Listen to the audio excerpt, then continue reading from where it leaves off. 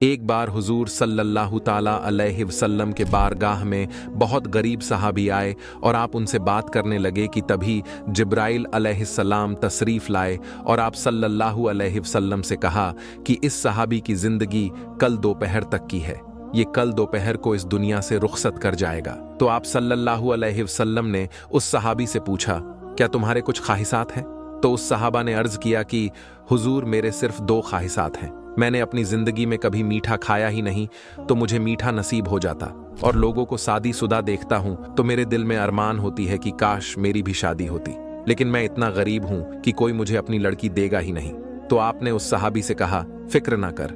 پھر آپ صلی اللہ علیہ وسلم نے ایک صحابی کو بلایا اور کہا، میٹھے کا انتظام کرو، اور صحابی کو بلایا اور کہا، تیری لڑکی کا رشتہ اس کے ساتھ کر دیا ہے، تیاری میں لگ جاؤ۔ دیکھتے ہی دیکھتے نکاح بھی ہو گیا، اس کے سارے ارمان پورے کر دیے گئے۔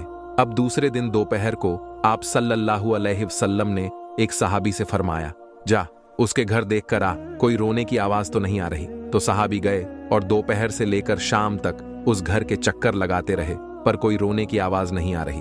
پھر وہ صحابی حضور کے پاس گئے اور کہا، اس گھر سے کوئی رونے کی آواز نہیں آ رہی۔ تو آپ صلی اللہ علیہ وسلم نے اللہ سے عرض کیا کہ یا میرے مولا، جبرائیل نے لوح محفوظ پر دیکھ کر کے یہ بات کہی تھی کہ اس کی زندگی کل دوپہر تک کی ہے، اور یہ تو ابھی تک زندہ ہے، آخر موت ٹلی کیسے؟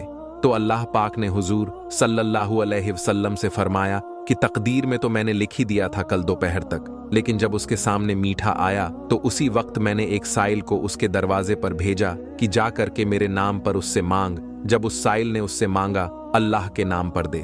زندگی بھر اس نے میٹھا نہیں کھایا تھا، لیکن میرے نام پر اس نے سارا میٹھا اٹھا کر اس غریب کو دے دیا۔ جب وہ غریب جانے لگا تو اس نے کہا، اللہ تیری جوڑی سلامت رکھے اور ڈھیر سارے تجھے بچے عطا فرمائے۔ تو میں نے اس غریب کی دعا کے وجہ سے اس کی موت ٹال دی۔